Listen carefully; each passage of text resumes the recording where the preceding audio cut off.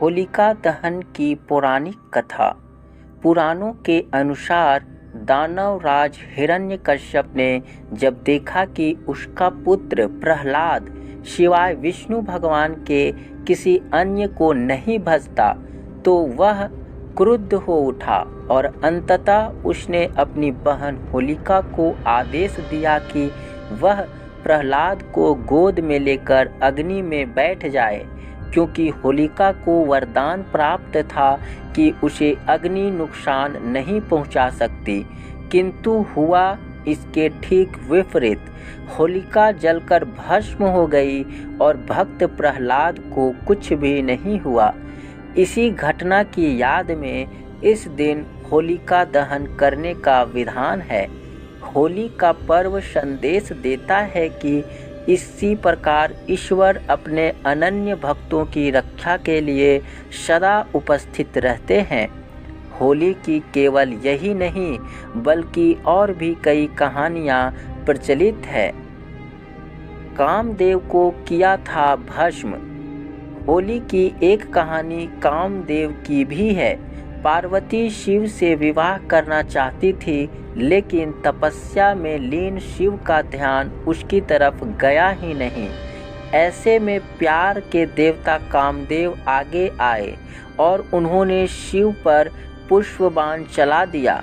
तपस्या भंग होने से शिव को इतना गुस्सा आया कि उन्होंने अपनी तीसरी आंख खोल दी और उनके क्रोध की अग्नि में कामदेव भस्म हो गए। कामदेव के भस्म हो जाने पर उनकी पत्नी रति रोने लगी और शिव से कामदेव को जीवित करने की गुहार लगाई। अगले दिन तक शिव का क्रोध शांत हो चुका था। उन्होंने कामदेव को पुनः जीवित किया।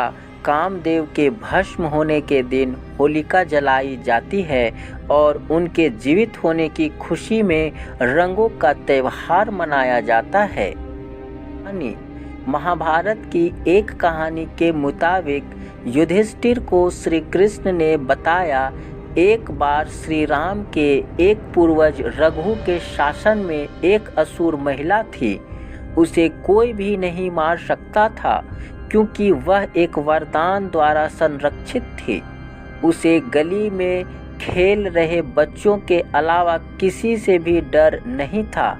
एक दिन गुरु वशिष्ठ ने बताया कि उसे मारा जा सकता है यदि बच्चे अपने हाथों में लकड़ी के छोटे छोटे टुकड़े लेकर शहर के बाहरी इलाके में पास चले जाएं और सूखी घास के साथ साथ उनका ढेर लगाकर जला दें।